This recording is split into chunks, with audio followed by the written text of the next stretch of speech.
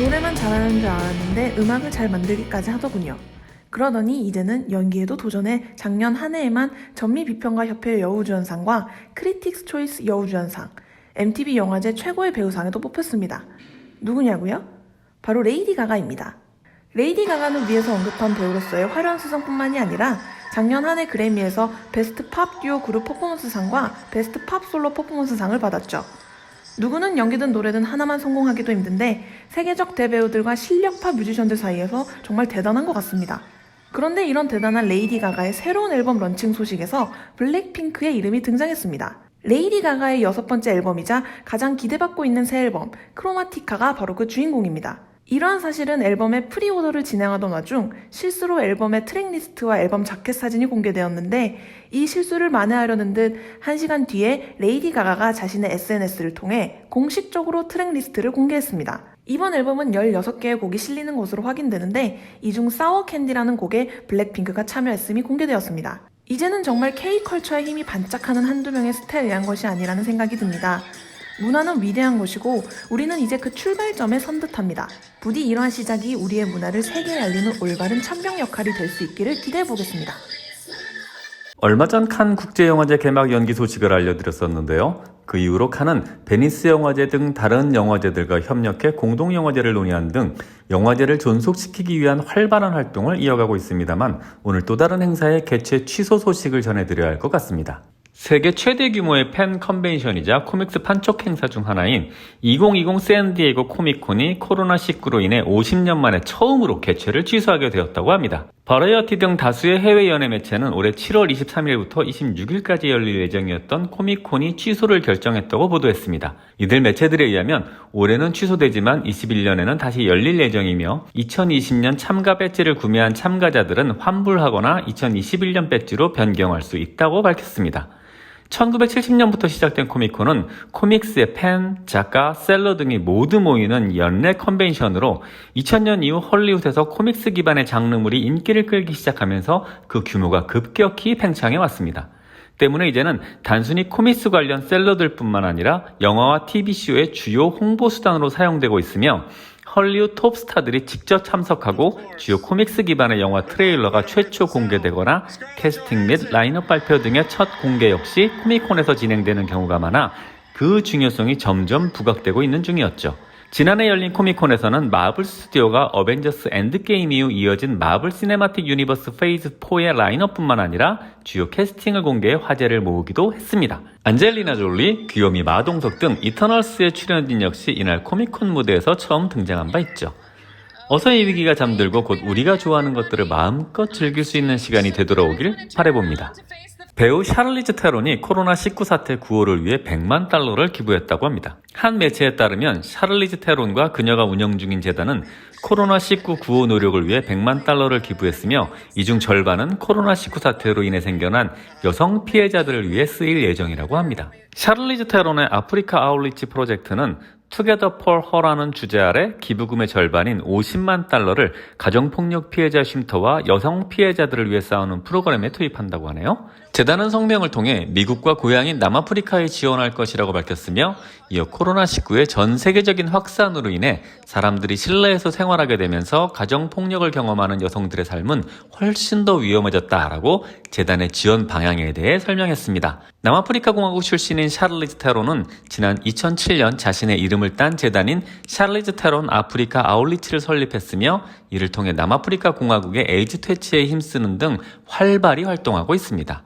샤를리즈 테론 이야기가 나왔으니 잠깐 소식 더 전하자면 그녀가 엄청난 실력의 MI6 요원으로 출연했던 아토믹 블론드 2가 넷플릭스랑 계약이 되었다고 하네요. 아마 다시 한번 그녀의 멋진 액션을 볼 수 있지 않을까 합니다. 오늘은 상대 요원이 아니라 코로나19와 싸우고 있는 그녀를 응원하는 의미에서 아토믹 블론드를 한 번 더 봐야겠습니다. 우리나라보다는 미국에서 어마어마한 팬덤을 가진 대표적 컨텐츠가 바로 스타워즈일 겁니다. 천재 감독인 조지 루카스에 의해 창조된 세계관은 이미 엄청난 수의 매니아들을 만들어냈는데요. 얼마 전 루카스 필름에서 디즈니로 이 프로젝트를 판매해 모두를 놀라고 어리둥절하게 만들었었습니다. 그리고 디즈니는 올해 스타워즈 라이즈 오브 스카이워커로 스타워즈 시리즈의 종말을 고해 전 세계 스타워즈 매니아들을 절망에 빠뜨렸죠. 그런데 이런 스타워즈가 새로 리부트 된다는 소식입니다. 디즈니 플러스에서 또 다른 스타워즈 시리즈가 기획 중이라고 합니다. 그런데 기존의 스타워즈와 다른 점이 있다고 하는데 바로 여자 주인공이 스타워즈를 이끌게 된다는 점입니다. 아직 본 프로젝트에 대한 자세한 내용은 공개되지 않고 있습니다만 이미 일전에 한번 데이지 리들리 캐릭터를 중심으로 스타워즈 시리즈가 재탄생한다는 루머가 있었기에 이번 프로젝트가 연관성이 있지 않을까 했습니다만 전혀 상관없는 것으로 밝혀졌고 아직까지는 밝혀진 바가 없어 궁금증을 자아내고 있습니다. 하지만 이번 프로젝트에서 밝혀진 것도 있습니다. 바로 2명의 스타워즈 남성 리더들도 출연하게 된다는 점입니다. 오비안 역의 이안 맥그리거와 로그원의 정보원 역을 맡았던 카시완 역의 디에고 루나가 각각의 역할로 출연할 예정이라고 합니다. 여성 위주의 세계관으로 새롭게 꾸며질 스타워즈 시리즈에 가장 중요한 남성 캐릭터들이 합류된다는 점에서 또 다른 기대를 만들어주고 있습니다. 곧 새롭고 흥미로운 소식들이 들려오게 될 것 같습니다. 기대해주세요.